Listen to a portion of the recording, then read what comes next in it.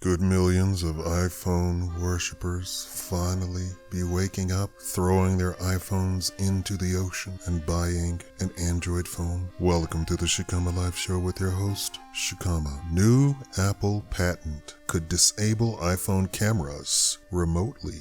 Apple this week was awarded a patent for technology that would allow iPhone cameras to be remotely disabled by special infrared sensors. The idea is that venues where photography is prohibited, like museums and concert venues, could block users from taking pictures. The awarding of a patent doesn't always mean a product will come to market. Indeed, Apple may choose never to develop it. But the patent filed in 2009 has raised concerns from freedom of speech advocates since it came to light publicly in 2011. Quote, "This could be used to silence the voice of protesters and to stifle a critical means of free expression," advocates wrote in an open letter to late Apple CEO Steve Jobs. Critics say that repressive governments like Russia or some countries in the Middle East could conceivably use this so-called kill switch to enforce a blackout on pro-democracy dissents, for example. The technology also has applications with freedom of speech concerning the U.S. as well, onlookers say. And my own comment, this kill switch could also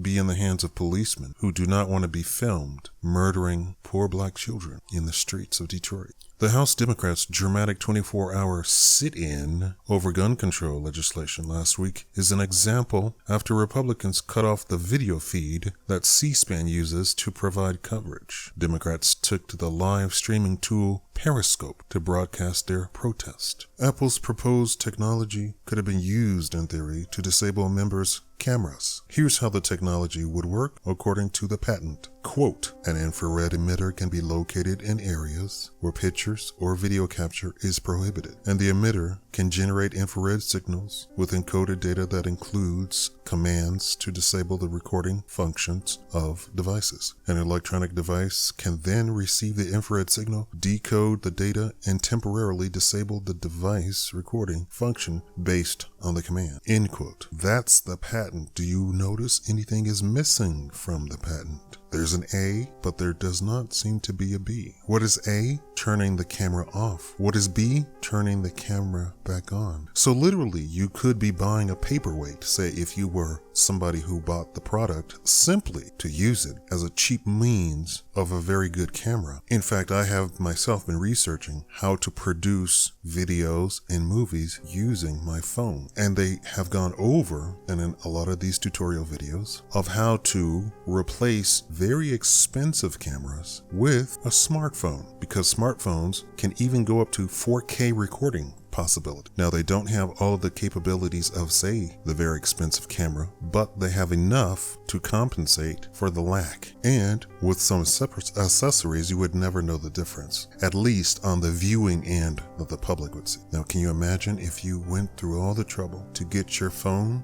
and the government simply blacked out everybody's iPhone camera and you happen to be a big iPhone worshiper? Now, here's a question. Once they institute this, do you think that it will be the death of iPhone? Because this is a patent, which means that only Apple has the technology and right to make this and use it. And how much would they charge a venue or a government body to have that infrared emitter to turn off all the cameras in their venue or in their place or on their police car in Detroit, in Ferguson? And is that cost more than the loss of product from iPhone users in that place, in Detroit? Thank you for watching the Shakaama Live Show.